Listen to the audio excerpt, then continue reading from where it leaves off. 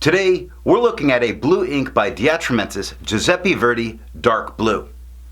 Hi, I'm Adam, and I'm an ink guy. As always, there's timestamps down below in the description, so if you're in a hurry, you can skip around. But if you got the time, I would appreciate you checking out the entire video. You can also follow me over on Instagram, and if you're new here and like fountain pen ink reviews, I would invite you to subscribe. In order to make sure I have a range of experience with this ink, I do the writing samples. I then inked up this Jinhao 51A, wrote with it for a day, and used it to take the notes for this video. This first writing sample is done with a standard set of paper, Clairfontaine, Tomoe River, and Rhodia paper. Now, there are additional writing samples that will occur later.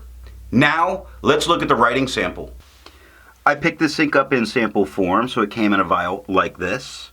And to keep my writing samples consistent, I use a Jinhao 159 with a Goulet 1.1 stub, a Jinhao X450 with a Goulet medium, and a Jinhao X750 with a Goulet extra fine. Let's take a look at the Clairfontaine. We get no bleeding, no ghosting. The 1.1 is no feather spread, halo sheen, and no shade. Now the extra fine is certainly lighter, quite a bit lighter than the stub, with no feather spread, halo sheen, no shade, and 13 seconds to dry. Now medium is darker than the extra fine, just slightly, but nowhere near as dark as the stub, with no feather spread, halo sheen, and no shade. Now the scrubby of the extra fine shows no color variation. The medium shows some, although we're not getting any in the writing. Tomoe River. No bleeding, no ghosting. The 1.1 is no feather spread, halo sheen, and no shade. I said no ghosting. I meant normal Tomoe River ghosting. The extra fine is quite a bit lighter than the stub, with no feather spread, halo sheen, no shade, and 17 seconds to dry.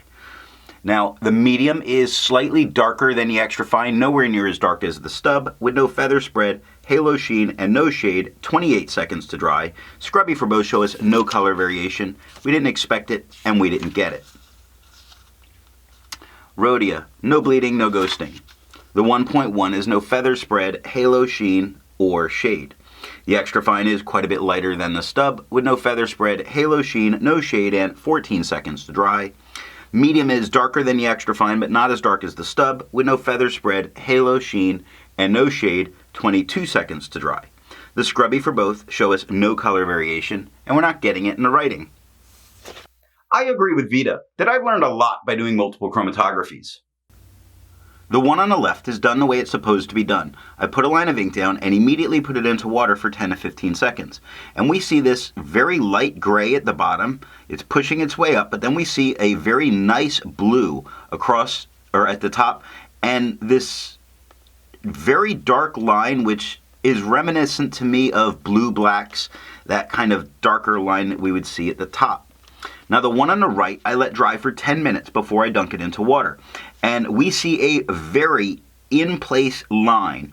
Sort of that line from the top of the first chromatography is staying in place, like what we would see with the blue blacks, although this is a blue. It does make me feel that a very dark blue, perhaps black leaning color, might be a stick-around color.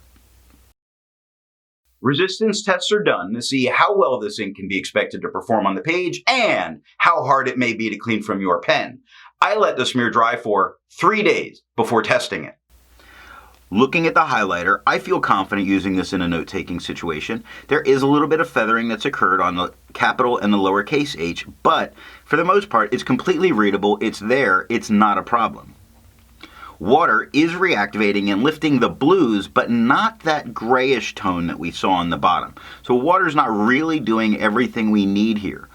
Pen flush is doing a little bit more, but we're really seeing that gray left behind. So it might not be enough.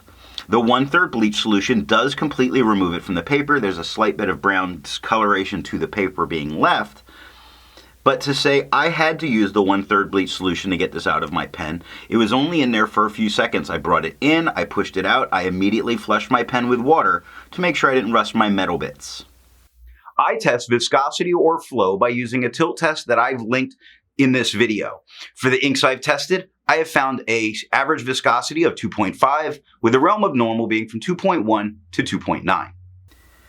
Atramentis dark blue has a viscosity of 2.36, making it normal.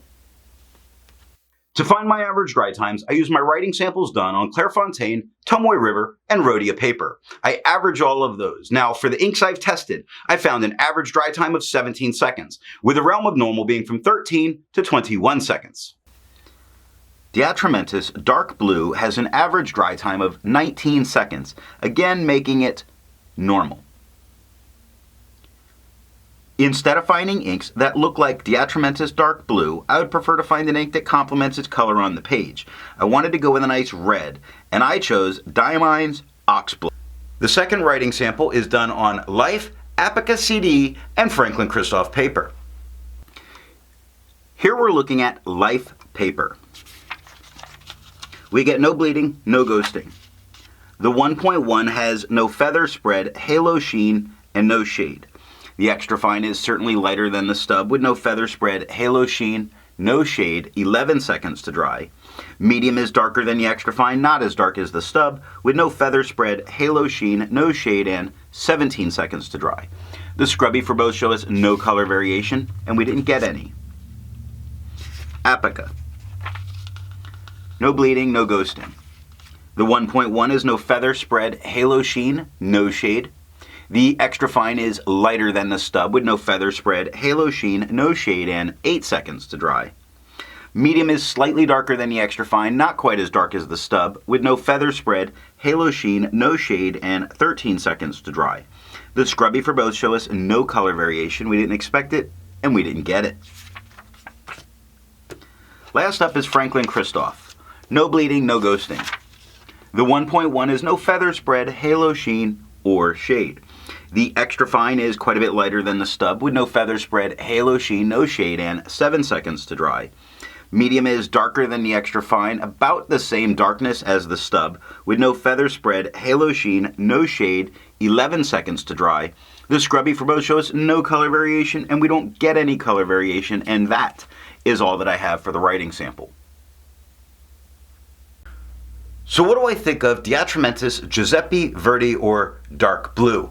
I think that it is a nice dark blue that doesn't give a lot of shading, but you can get color variation depending on what pen you choose to put it into. This is a solid performing blue ink. So what nib and pen do I think is going to give the best writing experience? A very wet pen makes it just a bit too dark, but a medium flow, medium or fine pen puts a nice dark blue down that doesn't get mistaken with being a black. If you've made it this far, and according to my analytics, 50% of you aren't, and you enjoyed it, give me a thumbs up.